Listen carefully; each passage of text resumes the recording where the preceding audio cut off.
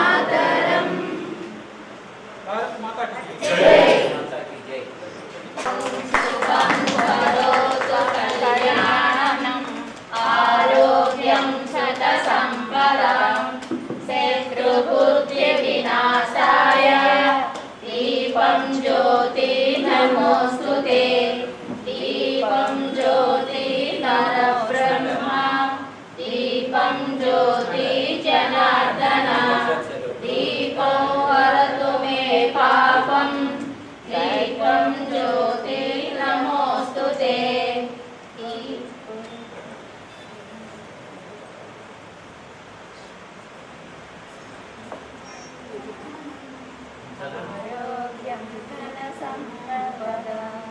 శత్రుబుద్ధి వినాశాయ దీపం జ్యోతి నమోస్తుతే, దీపం జ్యోతి నమోస్తుతే.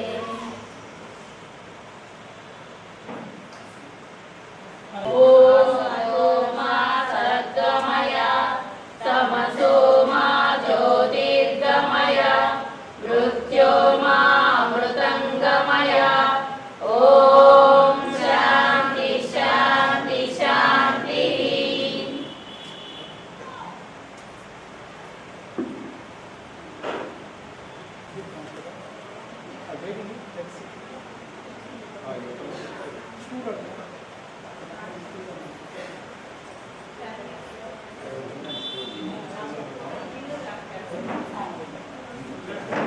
నమస్కారమైన దినం.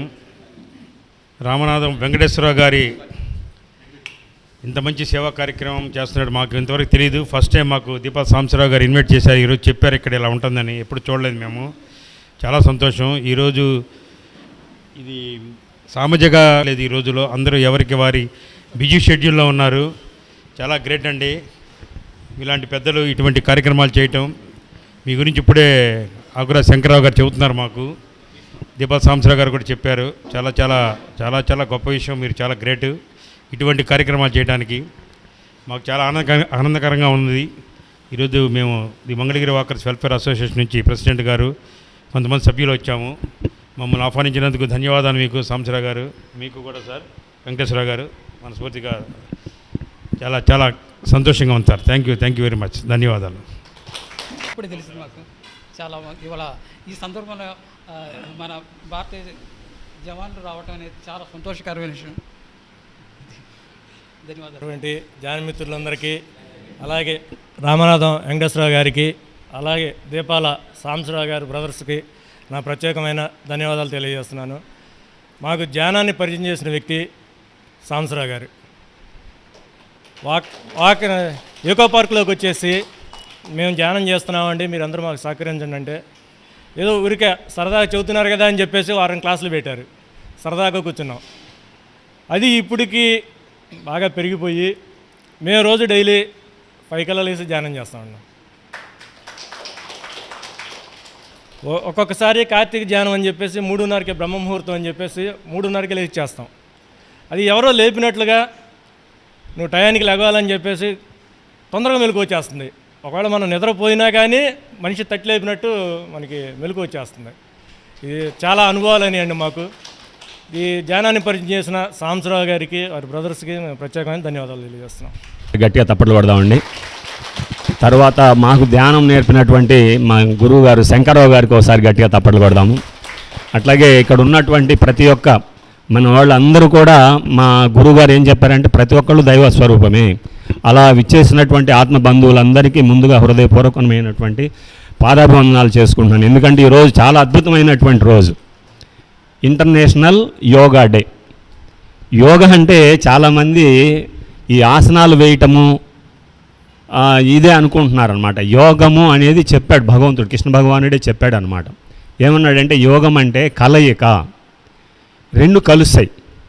ఇప్పుడు మనం కళ్ళు మూసు, ఇది హయ్యెస్ట్ అనమాట. ఇందాక గురువు గారు కూడా చెప్పారు, మన రామనాథ వెంకటేశ్వరరావు గారు చెప్పారు, ధ్యానం సాంబశివరావు గారు కూడా చెప్పారు, ధ్యానం అనేటువంటిది హయ్యెస్ట్ అనమాట.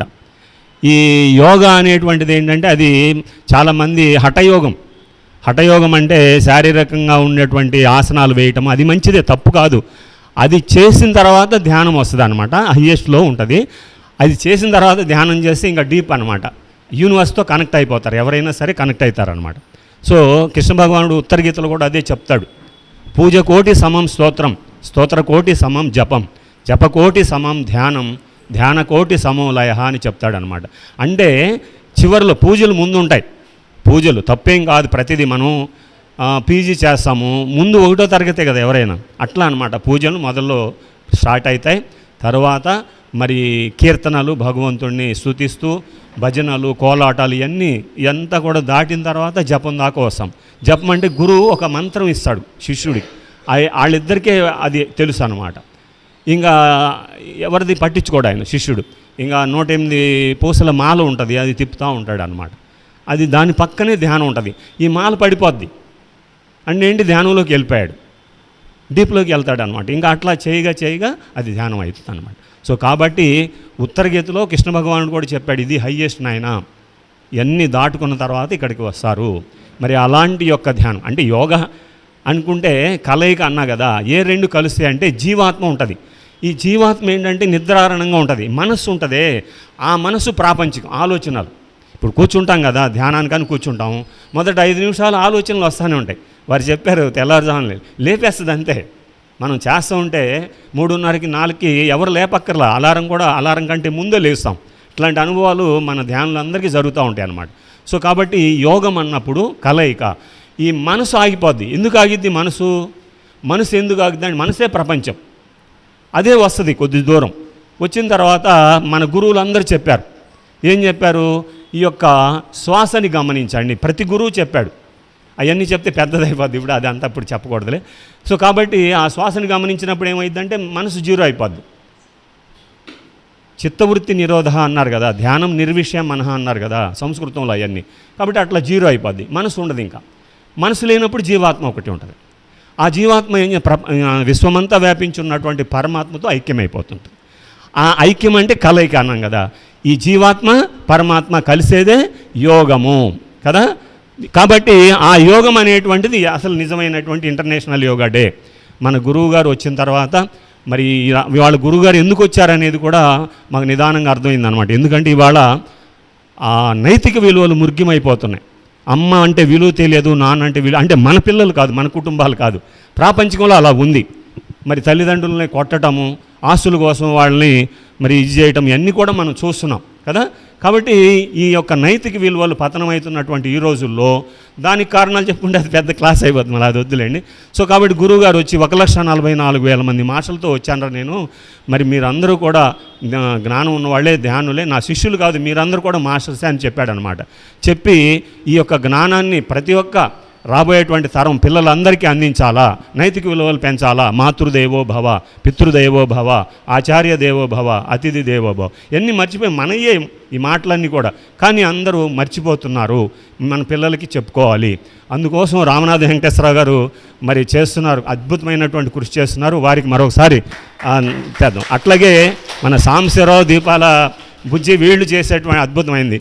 మరి వాళ్ళు ప్రతి వాళ్ళకి సహాయం చేస్తుంటారు. నాకు పర్సనల్ ఒక్క క్షణం అయిపోయింది ఇంకా.